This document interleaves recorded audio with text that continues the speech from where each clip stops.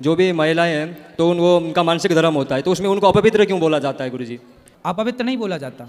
हमारे उधर वो पूजा नहीं कर सकते, खाना वाने को छू नहीं सकते कहीं भी। उसका बेटा एक साइंस है, विज्ञान, समझते हो ना? हाँ समझते हैं गुरुजी। कि 100 साल पहले जंगल बहुत थे और जंगल में भेड़िया थे, शेर थे और हिंसक प्राणी थे।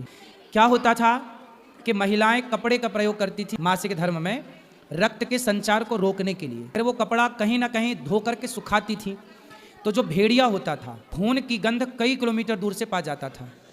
तो जैसे ही महिलाओं को मासिक धर्म आया तो वो महिलाओं के जो खून निकला उस खून की गंध से वो आ जाता था और महिलाओं को अटैक करता था।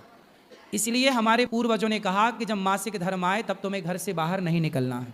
अब रही बात पूजा की, जब मासिक धर्म होगा तो स्त्री अस्वस्थ होती है, उस समय स्वस्थ नहीं होती, वो दर्द से प्रताड़ित होती है, उस समय उसका मन पूजा में लगेगा ही नहीं।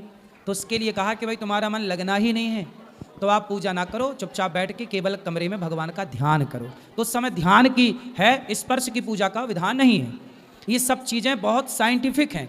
उस जमाने ये सब आज थोड़ी बन गई, आज तो सब चीज़ों की व्यवस्था हो गई है। आजकल के लोगों को ये लगता है कि देखो हमें रोका जा रहा है, हमसे ये नहीं करा। उसके पीछे साइंस तो समझो, भला भी तुम्हारा है।